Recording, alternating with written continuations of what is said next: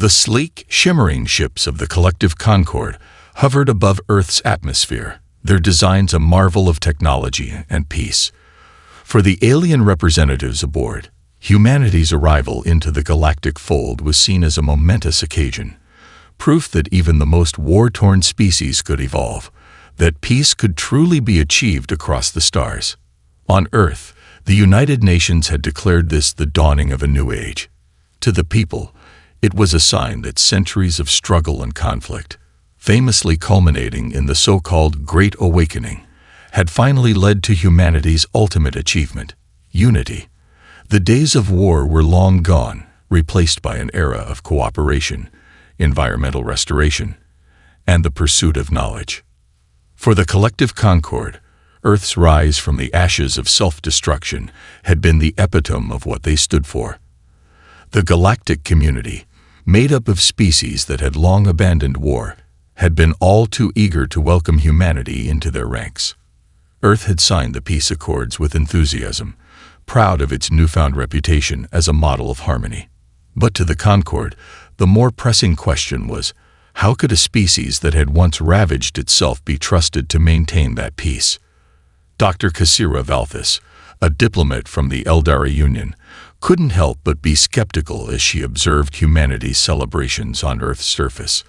A species that had once fought brutal wars for control over their own planet, and then turned on their neighbors in the name of ideology, had somehow managed to lay down its weapons for good. Was it real? Or merely an illusion? A fragile veneer of civility covering a species too young to truly grasp the consequences of their own violent history. She voiced her doubts in private to the Concord Council, but her warnings were dismissed with gentle reassurances. The humans are simply misunderstood, argued Korek, a representative of the peaceful Zithar, whose species had never known war. Their peace is as genuine as any other civilization's. Still, Cassira remained cautious. Her people had known violence. Though it was centuries ago, the scars of war were not easily forgotten. She knew the insidious nature of peace enforced by fear or naivety. She wasn't sure if Earth's peaceful intentions would hold under the weight of greater galactic pressures. The Concord, ever patient, advised that humanity's full integration into galactic affairs could only begin with trust. Trust that Earth's promises of peace were not fragile, that humanity would contribute to the well-being of the collective, without the need for weapons or conquest. But as she walked among the glowing lights of Earth's capital city during the welcome ceremony, Cassira felt the familiar twinge of something more ancient, something deep inside her that whispered of unpredictability, of strength barely contained. Maybe the humans truly had changed, but then again, maybe they hadn't. In the skies above, Earth's newly formed Defense Directorate had already begun the quiet reactivation of its dormant fleet, hidden deep beneath the oceans and in scattered, forgotten silos. No one but a few knew of its existence, yet it was there, waiting. The attack came without warning. It began at the fringes of Earth's outer colonies, a series of isolated mining stations that had long been dismissed by the collective Concord as unimportant. Humanity's colonization efforts beyond Earth had always been seen as peaceful, with little to no military presence. But the Syntheri, a war-hardened empire known for its ruthlessness and conquest, had no interest in diplomatic formalities or peace treaties. They saw weakness in humanity's peaceful expansion, and to them, Earth's colonies were nothing more than ripe targets. The first waves of the Syntheri assault struck with terrifying precision. Massive warships materializing out of nowhere, cutting through the peaceful silence of space with weapons that tore through human-made stations like paper. Entire colonies were wiped out in hours, the shockwaves rippling across the system, sending debris into orbit around Mars and Jupiter. Admiral Zalin Darvox, commander of the Syntheri fleet, watched from his flagship as the colony of Celestisphore, a vital mining outpost in the asteroid belt, exploded in a burst of flame and light. His species had conquered countless worlds, each one falling beneath their superior might, and Celestisphore would be no different. The humans, it seemed, had no true military power. Their ships were primitive, their defenses laughable. But as the Centauri pressed deeper into human territory, they were met with no resistance. Earth's response was a call for peace. Again, the Concord sent envoys to the Centauri, asking for a diplomatic solution, believing the humans would seek to negotiate as they had always done. But to their surprise, the humans of Earth were not submitting to their fate as easily as the Centauri had assumed. In a conference room within the United Nations building, President Isaac Brandt addressed a solemn assembly of world leaders. "The time for talking is over. We are under attack." His voice was firm, but the weight of the moment hung in the air, the eyes of the world on him.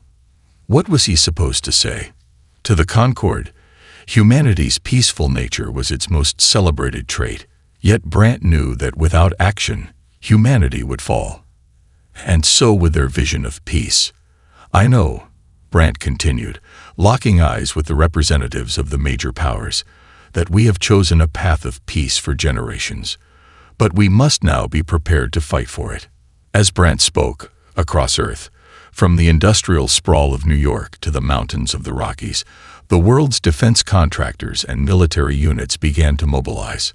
Humanity's military was an afterthought, a relic of a long-forgotten past. Yet it wasn't gone, just dormant.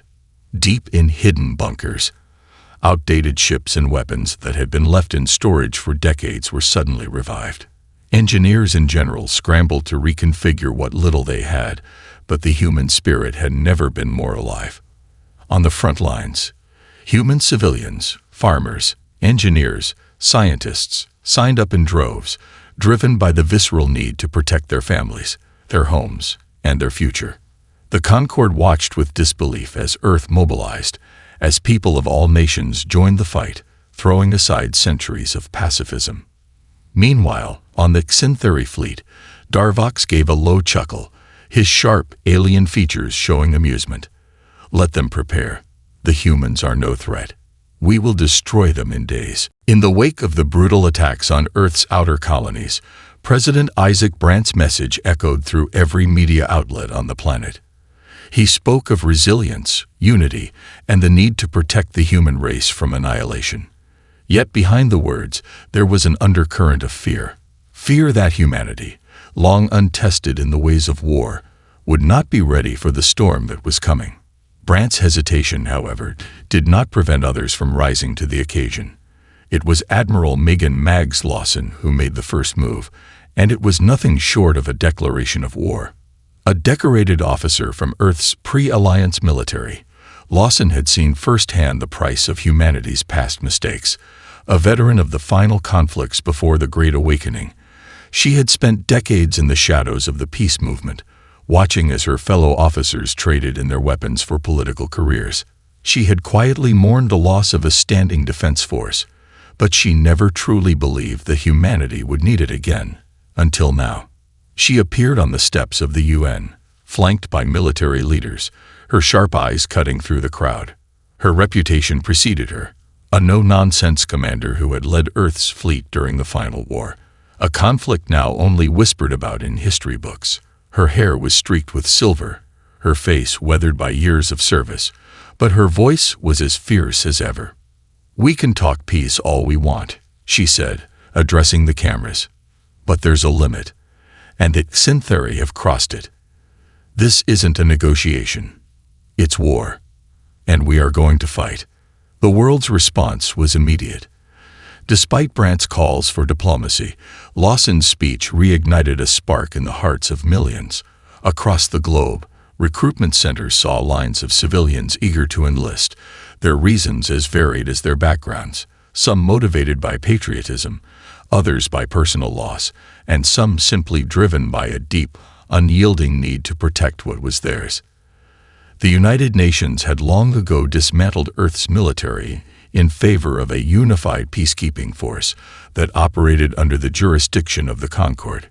Yet now, in secret, the military-industrial complex began to churn.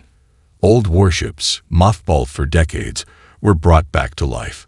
Nuclear reactors hummed, weapons systems came online, and engineers scrambled to upgrade ships and armaments that hadn't seen action since before the Great Awakening. But it wasn't just Earth's old defense systems that were waking up. In underground bunkers, human scientists were feverishly working on something that Syntheri would never expect.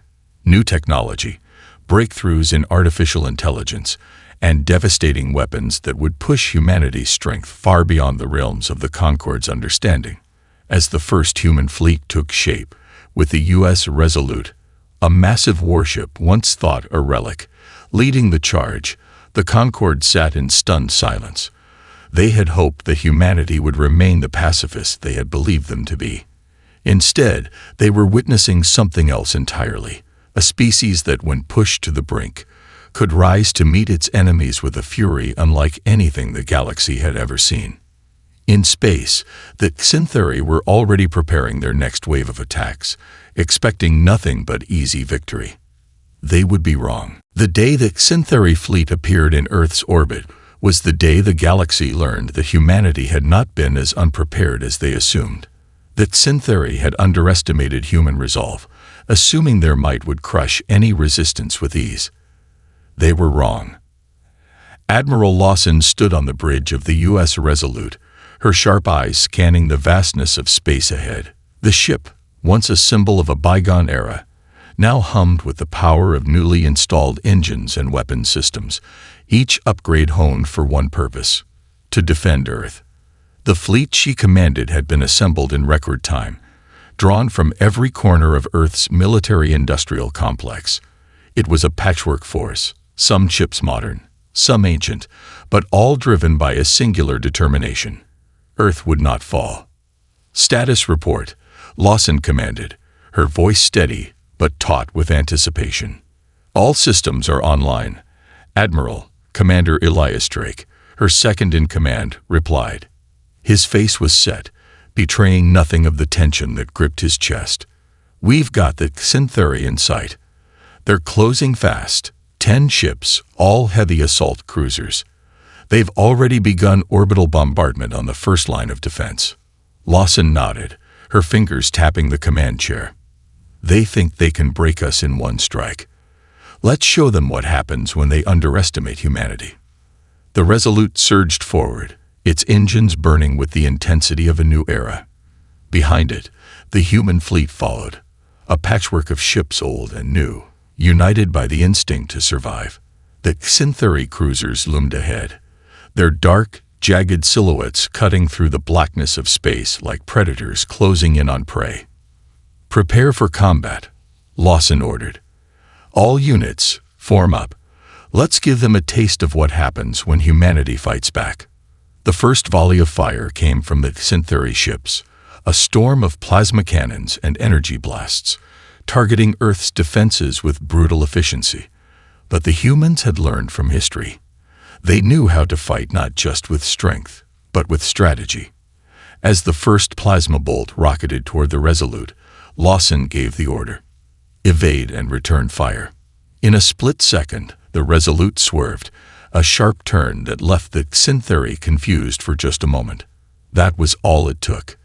The Resolute's cannons erupted in return fire, sending concentrated laser blasts into the heart of one Syntheri cruiser. The ship rocked with impact, shields flickering, before it disintegrated into a fiery explosion. The other ships in the fleet followed suit, launching a barrage of missiles, energy blasts, and railgun fire. Every ship, whether equipped with advanced technology or outdated weapons, found its mark. The Syntheri had not expected this kind of response. Human ships, though slower and less refined, moved with an unpredictability that caught the enemy off guard. In the chaos of battle, Admiral Lawson's voice remained calm, her mind calculating each move like a chess player. She was a tactician, and that Syntheri were no different from the enemy she had once faced during Earth's last war. "We're not just defending Earth," she said coldly. "We're sending a message. Humanity will not be ruled. Not today. Not ever." The human fleet pushed forward with a vengeance, overwhelming the Syntheri with sheer force of will. For every Syntheri ship destroyed, 2 more took its place. But the humans fought on relentlessly. Earth's defense wasn't just a military response. It was a declaration that peace had its limits, and when pushed to the brink, humanity could unleash fury like no other species in the galaxy had ever witnessed. The first clash was over, but the Syntheri knew something they hadn't before. Humanity was not a species to be taken lightly, and Earth was not a world that would simply bend to the will of conquerors. The victory at the edge of Earth's orbit sent shockwaves throughout the galaxy. For the Syntheri, who had long considered themselves the pinnacle of military might, the defeat was incomprehensible. They had expected the human fleet to crumble under their superior firepower, but what they encountered instead was a force that would not break, an unyielding resistance driven by something far stronger than just technology. Back on Earth, the world was divided. Governments rallied behind the victory, but whispers of doubt were beginning to creep into the halls of the Concord. How could a species so recently pacified wage war with such fervor? Were they truly as peaceful as they had claimed, or was there a darkness beneath their veneer of civility?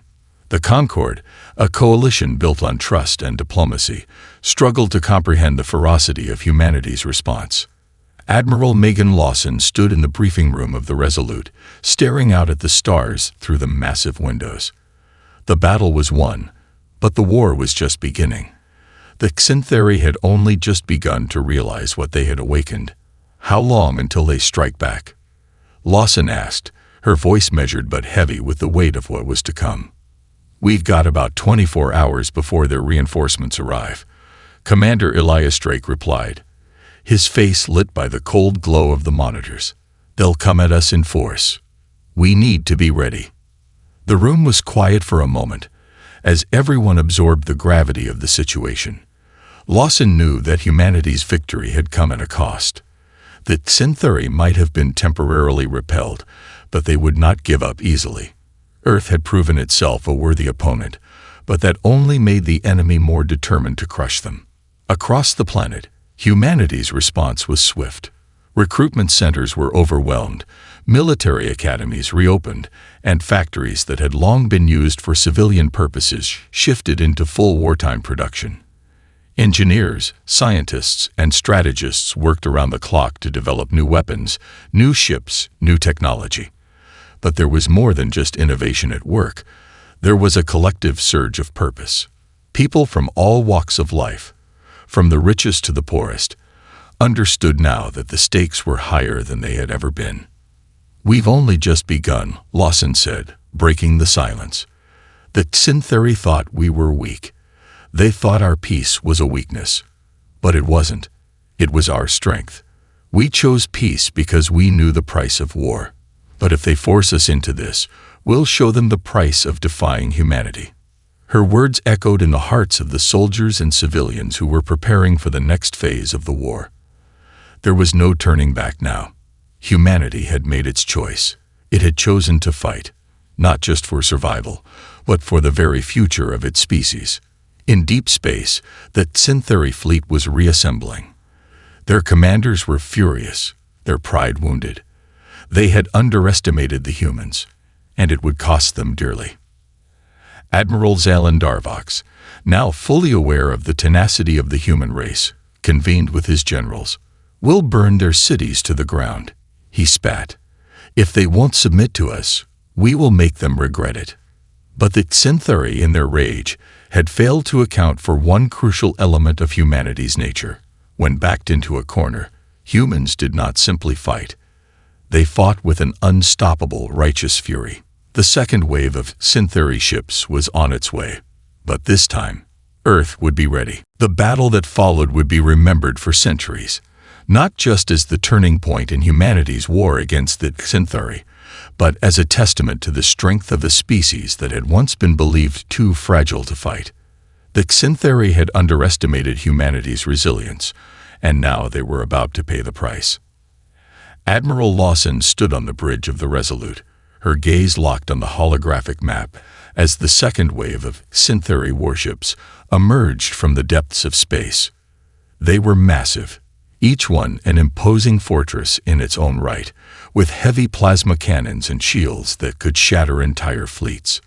The Syntheri had clearly come with the intention of finishing what they had started. We've got no time for subtleties now, Lawson said, her voice steady but carrying the weight of the moment. "Deploy all ships to their combat positions. Engage at maximum range." Across the fleet, the human ships began to move into formation. The older, slower vessels alongside the newer, faster ones, each with a singular purpose: to keep Earth safe, no matter the cost. There were no more talks of diplomacy, no more calls for peaceful resolutions. Humanity had learned the price of mercy in war, and they were done paying it. For the Xanthari, it was supposed to be a victory parade. Their fleet, now numbering over 30 ships, approached Earth's defenses with cold precision. But the humans had a secret weapon. The Xanthari didn't know how far Earth had come in their preparation. Technology that had once been considered rudimentary, outdated by galactic standards, was now reinvigorated and bolstered by decades of scientific progress. Earth's warships, though old, were no longer underpowered or obsolete. "We can't hold them off with sheer firepower alone," Lawson said, her eyes narrowing as she watched the Xanthari close in. "We need to outthink them." She was a strategist, and she knew that Xanthari's arrogance was their greatest weakness. While they might have superior firepower, they lacked the human capacity for ingenuity, for adapting in the moment. Earth had survived countless challenges, natural disasters, war, even self-inflicted devastation, and had learned from each one. "All ships, execute Phase 1, Lawson ordered. "Initiate decoy maneuvers." In a heartbeat, the human fleet scattered. Some ships accelerated away from the main battle formation, drawing the Xanthari's fire, while others veered sharply to the side, creating the illusion of vulnerability. The Xanthari fleet, not used to such unpredictability, hesitated, just for a split second. That was all it took. The human fleet's hidden ace revealed itself. The Resolute and its sister ships unleashed a barrage of electromagnetic pulses that short-circuited the Xanthari's targeting systems.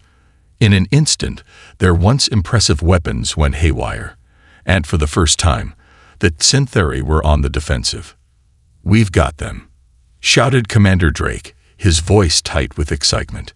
The human fleet seized the advantage, cutting through the Xanthari ranks with focused precision. Each human ship, no matter its size or age, fought as if it were the last line of defense. The Xanthari ships, still reeling from the pulse attack, were now easy targets, and one by one, they began to fall. But there were still too many Xanthari ships coming from deep space, too many to destroy in a single engagement. Lawson knew this was not yet the end. They had dealt a blow, but the real fight was only beginning. "Prepare for the final push," Lawson said, her voice a low growl of determination. "This ends now." The Xanthari fleet, though faltering, was far from finished. Their pride had been wounded, but they had not yet given up. As the last of their ships burned in the cold vacuum of space, the remaining Xanthari forces retreated, regrouping in the depths of the asteroid belt. Earth's fleet, battered but resolute, had won a victory, but it was a fleeting one.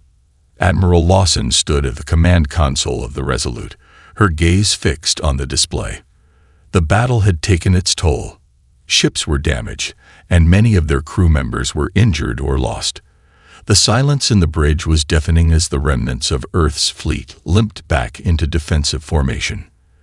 "They're not done," Commander Drake said grimly, his eyes glued to the scanner. "They're rearming. Reinforcements are on the way, Admiral. But this time, it's different." "Different?" Lawson raised an eyebrow, her mind already working through the possibilities. "The Xanthari aren't just regrouping," Drake replied, his voice barely above a whisper. "They're deploying their full invasion force." A cold shiver ran through Lawson, and for the first time since the war began, she felt the weight of her position fully. The Resolute was not just a ship. It was a symbol of humanity's defiance. But even with all their ingenuity and spirit, how much longer could they stand against the might of a species that had conquered entire star systems? On Earth, the people watched in horror as the news broadcasts showed images of the war, devastation in space, destroy colonies, and reports of Syntheri warships approaching Earth's final line of defense. The world had rallied together once before, but now, as the full scale of the Syntheri threat became clear, many feared it might be too late. Back at the UN, President Isaac Brandt was in a closed session with world leaders, his face drawn with exhaustion. "The Concord offers us support," he said, his voice strained. "But they insist on keeping the peace. They won't engage in open warfare unless humanity does something drastic." "What does that mean, drastic?" a leader from the Pacific Union asked, his voice edged with desperation. "It means," Brandt said quietly, "they want us to choose between fighting and surrendering. And I don't think we can afford surrender." The truth of the matter was clear to Brandt, to Lawson, and to every leader in the room. The Concord had been a shield, a pacifier, a safeguard for humanity. But the time for relying on outside intervention was over. The Syntheri had shown no mercy. They would not be deterred by diplomacy, and humanity's resolve had already been tested in ways that even the Concord had never imagined. Lawson knew it was now or never. The Syntheri were not just attacking Earth. They were intent on wiping humanity out. "President Brandt," she said, speaking into a secure transmission line, "I'm preparing the fleet for an all-out offensive. We need to hit them before they reach Earth. The only way we survive this is to show them we're willing to fight to the last man. And we'll bring every weapon we have to bear." Brandt hesitated. The idea of escalating the war to full-scale planetary destruction, to make a last stand in deep space, seemed unthinkable. But after everything humanity had already faced, and the losses already incurred, there was only one choice left. "Do it," Brandt said softly. "We'll fight then. For Earth." The human fleet gathered at the edge of the asteroid belt, its ships arrayed like a fragile shield between Earth and the approaching Syntheri armada. It was a desperate position, one that no one believed they could win. Yet, in every human heart, from the soldiers to the engineers, from the civilians back home to the generals leading the charge, there was a singular, undeniable truth. This fight would be their last stand. Admiral Lawson stood on the bridge of the Resolute, staring out into the void. The Syntheri fleet loomed, a terrifying shadow in the distance, their numbers overwhelming. Every instinct in her tactical mind screamed that this was hopeless, but she refused to let fear take hold. Humanity had already defied the odds once, and they would do it again. "We've trained for this," Lawson said, her voice firm and unwavering. "We're not here to survive. We're here to win.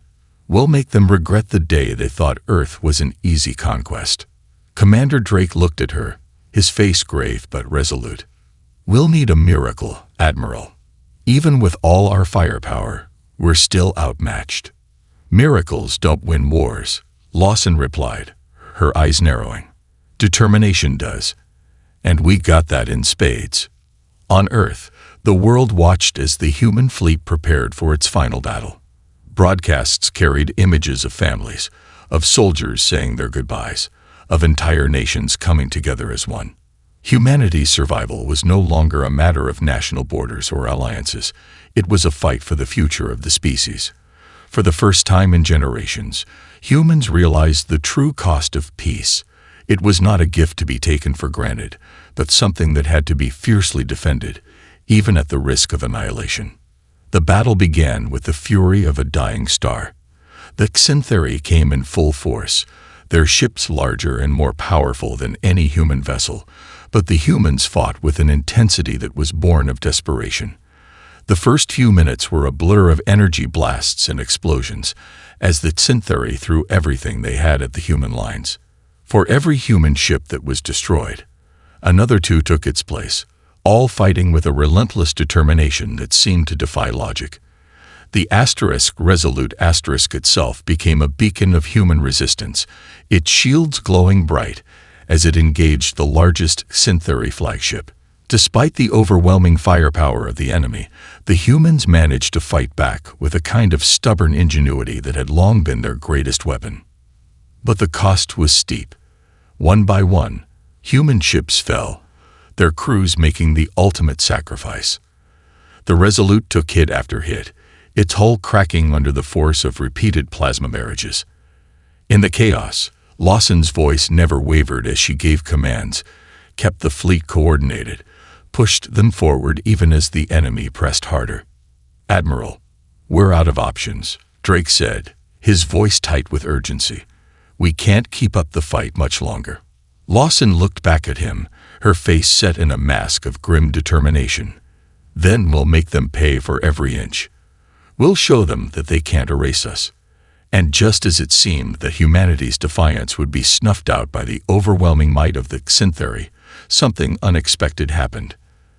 The U.S. Resolute, on the brink of destruction, launched one final strike, a coordinated assault that hit the heart of the Syntheri flagship. The result was catastrophic.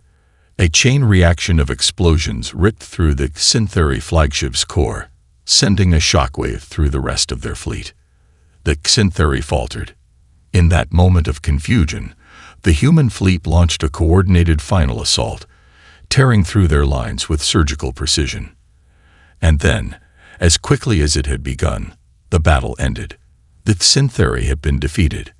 The surviving human ships, battered and broken, drifted in the blackness of space, their crews weary but triumphant. Earth had won, at a terrible cost, but the price of defiance had been paid in full. Admiral Lawson, standing alone on the bridge of the Resolute, gazed out at the wreckage of the battle. Her fleet had fought with everything they had, and they had prevailed. But the victory was bittersweet. So many lives had been lost, so many ships, so many families. But Earth was still alive. Humanity would rebuild, as it always had. And in that moment, Lawson knew that their victory wasn't just about survival, it was about something far more powerful, the unbreakable spirit of humanity. As Earth's fleet limped home, the galaxy learned a hard truth. Humanity was no longer a passive species, waiting for peace. They had earned their place among the stars, and anyone who dared threaten them would learn that Earth's fury was a force unlike any other.